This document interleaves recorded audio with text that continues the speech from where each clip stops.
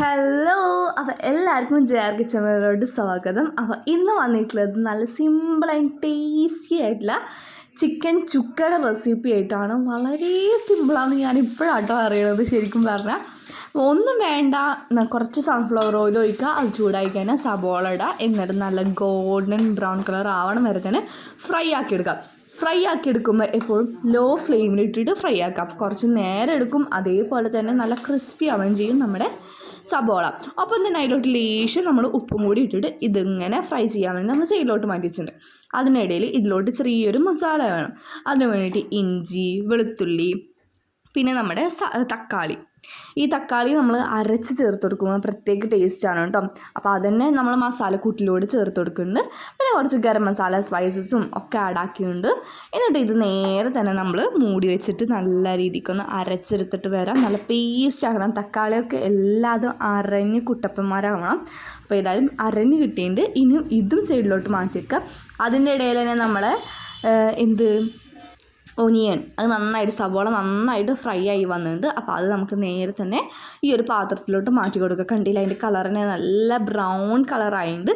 നമ്മൾ ഈ പാത്രത്തിലോട്ട് ഇടുമ്പോൾ വല്ലാണ്ട് ഇങ്ങനെ മുരുമുര ഉണ്ടാവില്ല. പക്ഷേ ഇത് കുറച്ചേരി ഇരുന്ന് കഴിഞ്ഞാൽ നല്ല അടിപൊളി ക്രിസ്പിയാണ്. കണ്ടില്ലേ, നല്ല വടി പോലെ നിൽക്കുന്നത്. നമ്മൾ കൈ കൊണ്ട് പിടിച്ച് കഴിഞ്ഞാൽ പൊടി പോലെ പൊടിഞ്ഞു വരികയും ചെയ്യും.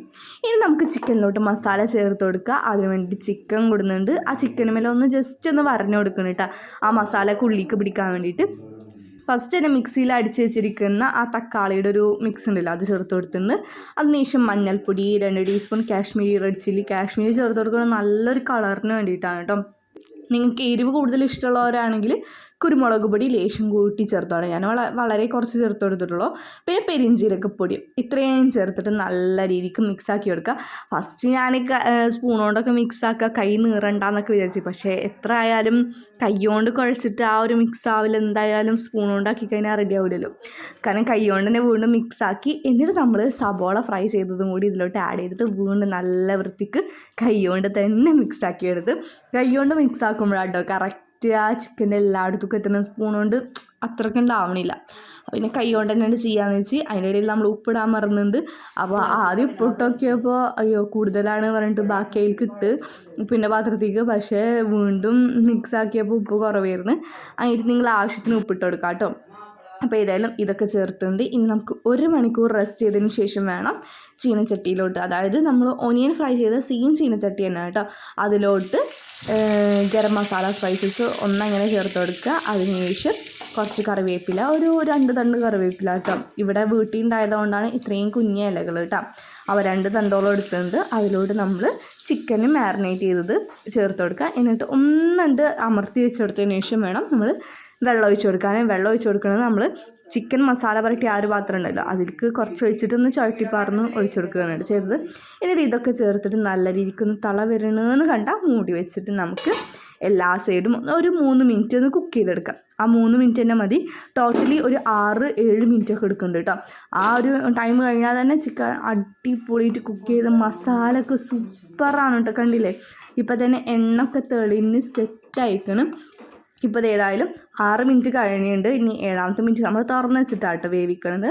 അതോടുകൂടി നമ്മുടെ ചിക്കൻ ചുക്കാടെ പരിപാടി കഴിഞ്ഞിരിക്കുന്നത്. കണ്ടില്ലേ, അടിപൊളി ടേസ്റ്റാണ് കേട്ടോ. ഈ സ്മെല്ലാണ് എനിക്ക് ഏറ്റവും ഇഷ്ടമായത്. നമ്മൾ തുറക്കുമ്പോൾ തന്നെ ഇത്തിരി മല്ലിയിലയും കൂടി ഉണ്ടെങ്കിൽ ரொம்ப പ്രമാദം ഉണ്ടാവും. ഒന്നും പറയാല്ല, മല്ലിയില ഉണ്ടായിരുന്നില്ല. ഉണ്ടെങ്കിൽ നിങ്ങൾ എന്തായാലും ഡെഫിനറ്റ്ലി ചേർത്ത് കൊടുത്തോ, പ്രത്യേക സ്മെല്ല് തന്നെ കൊടുക്കും നമ്മളെ കറിക്ക്. അപ്പോൾ ഏതായാലും ചിക്കൻ ചുക്ക റെഡിയാണ്. നമ്മളൊരു പാത്രത്തിലോട്ടൊക്കെ മാറ്റി വെച്ചിട്ടുണ്ട്.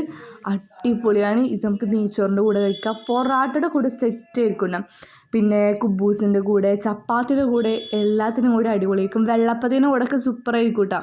നിങ്ങൾ ട്രൈ ചെയ്തൊക്കെ. പത്തിരി പറയാൻ വേണ്ട, പത്തിരിയും ചിക്കനൊരു ഇതന്നെയല്ലോ, ഒരു ഹരം തന്നെയാണ്.